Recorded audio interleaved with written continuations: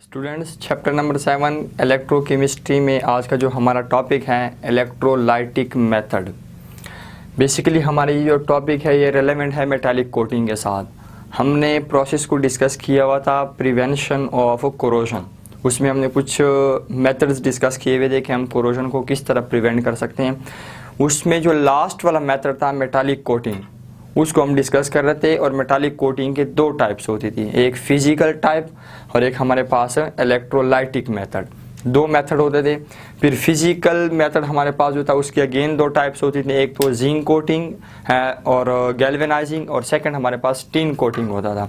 उसमें हमने बात की थी कि जिंक कोटिंग और टिन कोटिंग में जिंक कोटिंग ज़्यादा बेहतर है। उसकी वजह यह है कि जिंक कोटिंग अगर बाद में ब्रेक भी हो जाए तब भी हमारे पास आयरन की कोरोजन नहीं होती।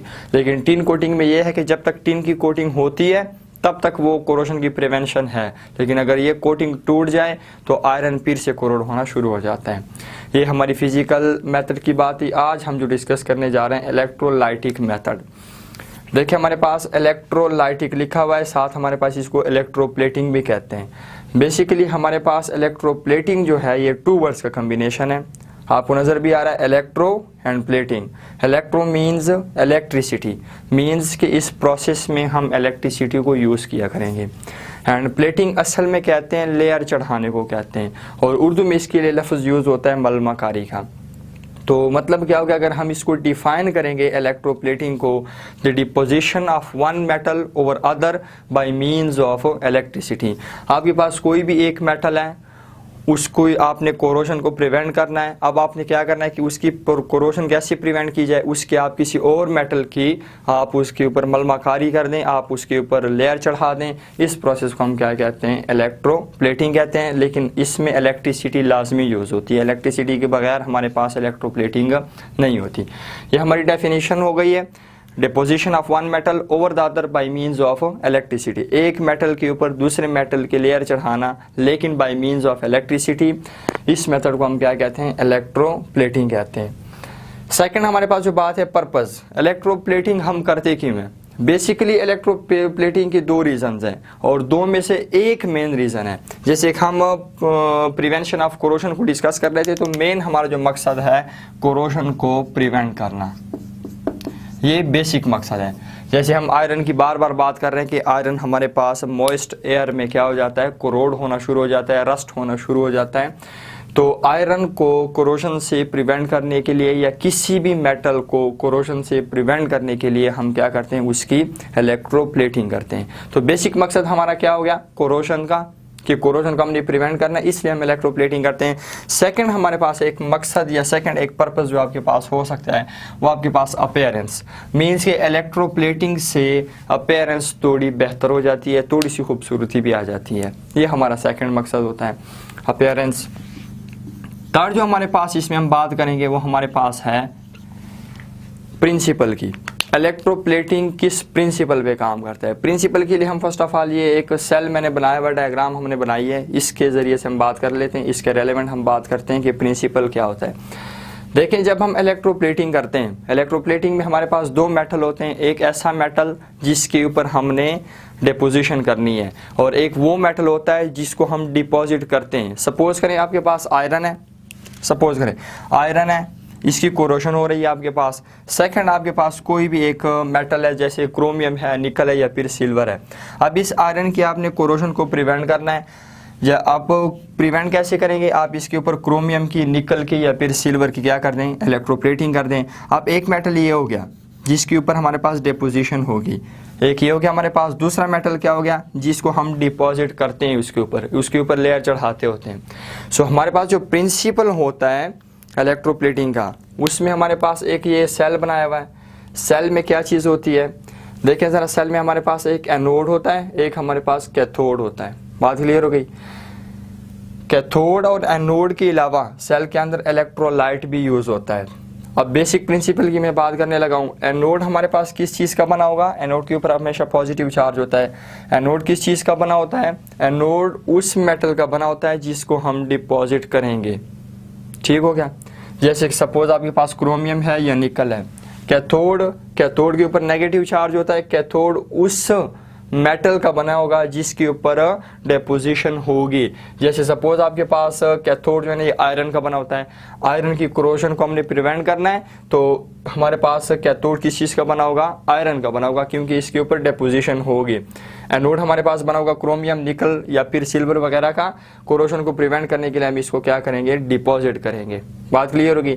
दूसरा पॉइंट जो है प्रिंसिपल में, इलेक्ट्रोलाइट आपने क्या चीज़ यूज़ करना है, वो आपने मेटल का सॉल्ट यूज़ करना है। लेकिन कौन से मेटल का सॉल्ट यूज़ करना है, जिस मेटल को आप डिपॉजिट करेंगे उसी मेटल का सॉल्ट आपने यूज़ करना है। क्लियर हो गया। जैसे सपोज करें आपने क्रोमियम को डिपॉजिट करना है तो आप क्रोमियम सल्फेट यूज़ करेंगे। आपने सिल्वर को उसके ऊपर डिपॉजिट करना है तो आप सिल्वर नाइट्रेट भी यूज़ कर सकते हैं। इस तरह आपने जो भी मेटल डिपॉजिट करना है उसी का आपने सॉल्ट यूज़ करना है एज एन इलेक्ट्रोलाइट। बात क्लियर होगी। 4 जो हमारे पास स्टेप आता है प्रोसीजर, इलेक्ट्रोप्लेटिंग का जनरल एक प्रोसीजर क्या होता है, ठीक है। जनरल हमारे पास अगेन वही बात हो गई है। जनरल प्रोसीजर से पहले हम इक्विपमेंट की या जो हमने अरेंजमेंट की है उसकी स्ट्रक्चर हमारे पास क्या होगी उसको हम देख लेते हैं। देखें, प्रोसीजर के लिए आपने एक सेल लेना है, जैसे कि आपको नज़र आ रहा है। सेल में फर्स्ट ऑफ ऑल हमारे पास ये जो एक टैंक है, इलेक्ट्रोलाइटिक टैंक।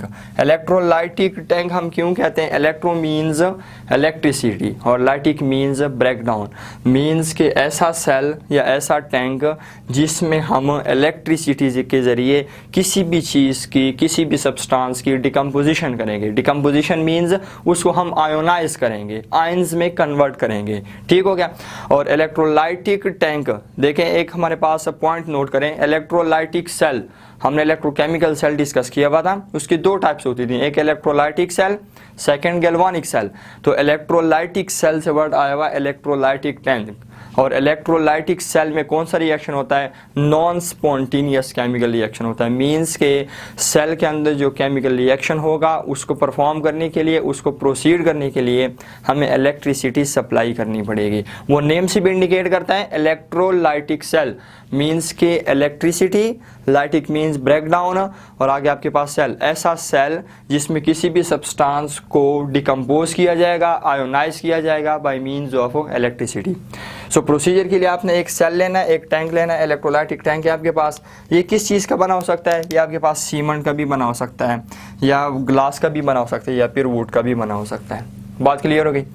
सेकेंड पॉइंट हमारे पास प्रोसीजर में, इलेक्ट्रोलाइटिक टैंक के अंदर क्या चीज़ होगा, इलेक्ट्रोलाइट होगा। ऑलरेडी बात हो चुकी है, इलेक्ट्रोलाइट किस चीज़ का बना होता है, उस मेटल के सॉल्ट का जिसको आप डिपॉजिट करेंगे। सपोज क्रोमियम डिपॉजिट करेंगे तो क्रोमियम सल्फेट, निकल, उसके बाद सिल्वर अगर डिपॉजिट करेंगे सिल्वर नाइट्रेट वगैरह, ठीक है। तीसरा जो हमारा प्रोसीजर में पॉइंट है, इलेक्ट्रोलाइटिक टैंक के अंदर 2 इलेक्ट्रोड्स भी लगे होंगे। एक का नाम होगा एनोड जिसके ऊपर पॉजिटिव चार्ज होता है, एक का नाम होगा कैथोड जिसके ऊपर नेगेटिव चार्ज होता है। क्लियर हो गया।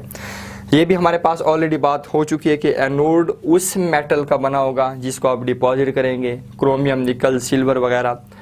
कैथोड उस मेटल का बना होगा जिसके ऊपर डिपोजिशन होगी, ठीक हो गया। जैसे आपके पास आयरन है वगैरह, स्पून वगैरह, आप कोई जग वगैरह जिसके ऊपर आप डिपोजिशन करेंगे उसी का हम कैथोड बनाएंगे, ठीक हो गया। पॉइंट नंबर 4, दोनों इलेक्ट्रोड्स कैथोड और एनोड हमारे पास by means of wire battery के साथ कनेक्ट भी होंगे, ठीक है। ये हमारे पास एक जनरल स्ट्रक्चर है, एक हमारे पास। अब प्रोसीजर कैसे होता है, देखें प्रोसीजर हमारे पास जब होता है जिसके ऊपर आपने डिपोजिशन करनी है, जोन से मेटल के ऊपर आप डिपोजिशन करेंगे, पहला पॉइंट नोट करें, उसको आपने क्लीन करना है। क्लीन आप कैसे करेंगे, किताब में लिखा हुआ है, फर्स्ट ऑफ ऑल हम उसको रेत के साथ रगड़ के उसको सही, जैसे आपके पास आयरन है, सपोज करें आयरन का कोई पीस है, उसके ऊपर आपने डिपोजिशन करनी है। मैं सपोज करूँ ये मेरे पास आयरन का पीस है, इसके ऊपर हमने डिपोजिशन करनी है। फर्स्ट ऑफ ऑल हम इसको रेत के साथ रगड़ के सही तरह साफ करेंगे, ठीक है, पहला पॉइंट। दूसरा पॉइंट, रेत से साफ करने के बाद आपने इसको सोडियम हाइड्रोक्साइड के साथ वॉश करना है। Sodium hydroxide NaOH, caustic soda भी इसका नाम है, ठीक है। तीसरा पॉइंट, रेत से साफ करने के बाद, सोडियम हाइड्रोक्साइड से वॉश करने के बाद आपने इसको वाटर के साथ वॉश कर लेना है। क्लियर। वाटर के साथ वॉश करने के बाद आपने इसको इलेक्ट्रोलाइटिक सेल में लेके आना है और इसको आपने कैथोड बना लेना है। जौन सा मेटल आप इसके ऊपर डिपॉजिट करेंगे वो आपका एनोड बन जाएगा। हमारे पास अरेंजमेंट हो गई है। इलेक्ट्रोलाइट सपोज कर रहा हूँ मैं कि मैं सिल्वर को डिपॉजिट कर रहा हूँ। इलेक्ट्रोलाइट आपने सिल्वर नाइट्रेट ले लेना है, मैं यहाँ पे लिख देता हूँ AgNO3 आप ले लें। बात क्लियर हो गई। आपने यहाँ पे सिल्वर नाइट्रेट ले लिया। अब आपने क्या करना है, आपने करना ये कि हमारे पास इलेक्ट्रिसिटी सप्लाई करेंगे। इलेक्ट्रिसिटी जब सप्लाई करेंगे करंट पास हो जाएगा। जब करंट पास हो जाएगा, करंट के पास होने के साथ क्या होगा कि ये एनोड हमारे पास डिसॉल्व होना शुरू हो जाएगा। मैं फिर से कह रहा हूँ, एनोड उस मेटल का बना हुआ है जिसको हम डिपॉजिट कर रहे हैं। अब ये एनोड डिसॉल्व होना शुरू हो जाएगा इलेक्ट्रोलाइट में। जब ये डिसॉल्व होगा ये आयंस प्रोड्यूस करेगा। मैंने पहले बताया था कि हमारे पास सपोज करें आप सिल्वर को डिपॉजिट करेंगे तो ये हमारे पास एनोड किसका बना होगा, ये हमारे पास सिल्वर का बना होगा। जब करंट पास होगा ये सिल्वर का एनोड क्या हो जाएगा, ये डिसॉल्व होना शुरू हो जाएगा, सिल्वर आयंस प्रोड्यूस करना शुरू हो जाएंगे। जब सिल्वर आयंस प्रोड्यूस होंगे, हमारे पास सिल्वर आयंस कैसे होता है, प्लस चार्ज होता है इसके ऊपर, ठीक है। अब ये जिसके ऊपर प्लस चार्ज है, कैथोड के ऊपर नेगेटिव चार्ज है, जाहिर सी बात है हम सेल्स के अंदर बहुत सारे सेल्स हमने डिस्कस कर लिए, सिल्वर हमारे पास क्या हो जाएगा, ये हमारे पास माइग्रेट होना शुरू हो जाएगा किसके ऊपर, कैथोड की तरफ।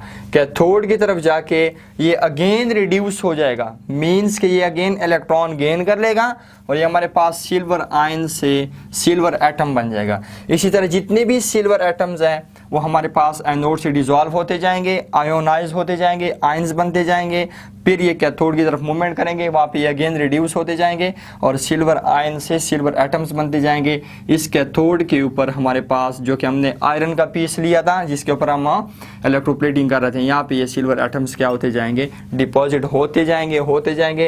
एट द एंड हम क्या काम करेंगे, इस कैथोड को हम पुल कर देंगे, निकाल लेंगे बाहर और इसको हम क्लीन कर लेंगे। फाइनली आपके पास सिल्वर एटम्स की डिपोजिशन हो जाएगी कैथोड के ऊपर जो कि हमने आयरन लिया हुआ था, ठीक है। सो स्टूडेंट्स, ये हमारा इलेक्ट्रोलाइटिक मेथड या इलेक्ट्रोप्लेटिंग का एक जनरल प्रोसीजर हमने डिस्कस किया है। प्रिंसिपल भी, पर्पस भी और डिफाइन भी हमने कर लिया।